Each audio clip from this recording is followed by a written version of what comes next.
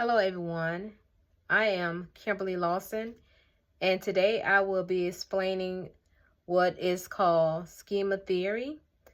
Schema theory basically connects new information from what is already known. Think of it similar to when a child returns from school from summer break.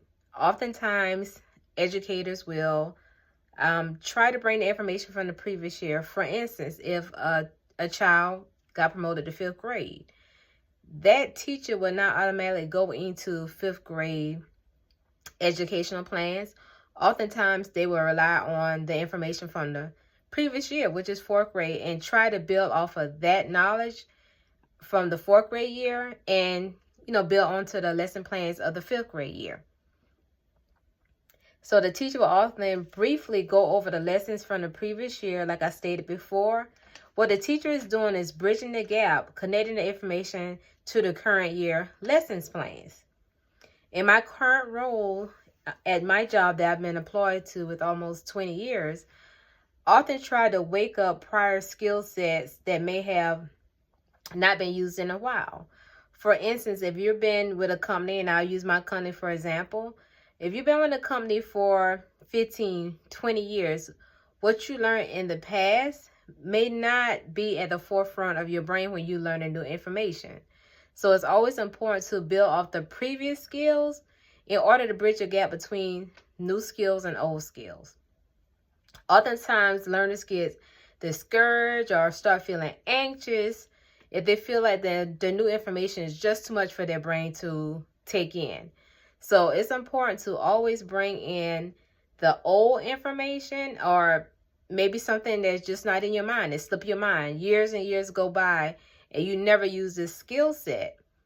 But with this new training or new activity, it's important to try to refresh the brain. Bring those old skill sets up into the new training.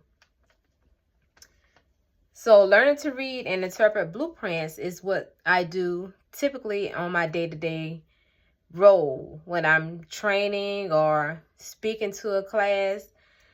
But sometimes the information can be a little bit overwhelming. So we typically try to break that information down to smaller bits and pieces.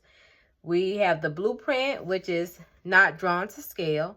So you may have a component or a part that in reality is a 90-inch part. But looking at a piece of paper, some learners may think, hey, this part is only 5 inches or 6 inches, the size of the paper that we're looking at, or maybe the size of what's shown on the screen.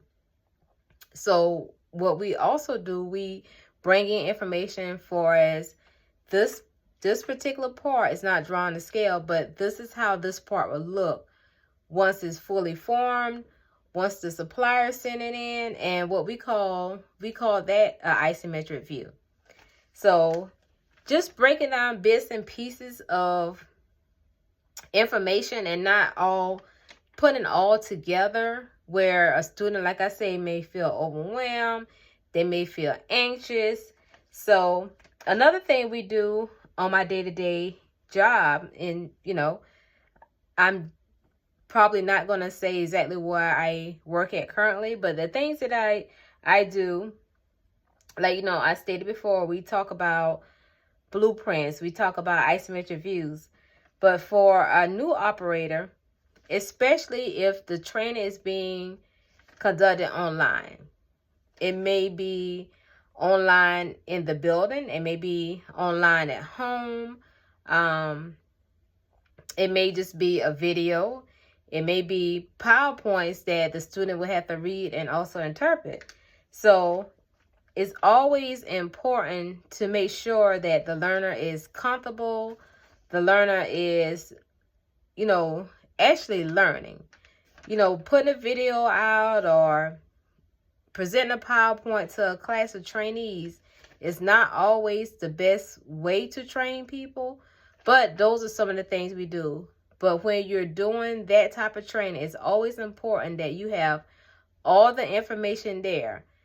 Visuals are very important when you're doing any type of training, especially online training. Just reading 20 and 30 slides with no visuals can sometimes be overwhelming.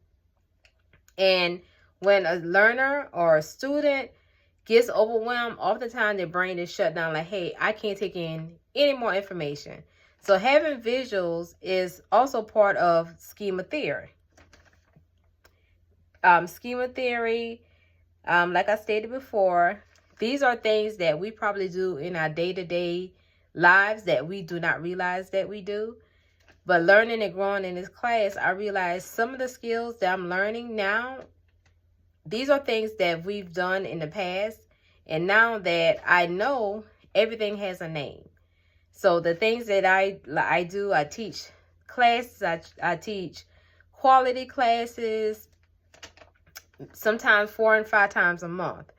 But now that I'm learning and growing in this class, especially during this particular lesson, I'm learning that anytime I present a training, it's important to also have visuals. It's very, very important. And now I see sometimes when I'm presenting a class or, you know, giving a lesson plan out, I look out in the crowd and sometimes the employees, they look baffled, like, what is she talking about?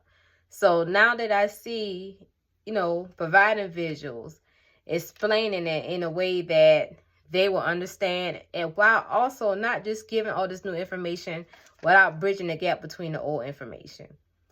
So I hope you guys enjoyed my video, and I hope you guys were able to learn something from my video. Thank you.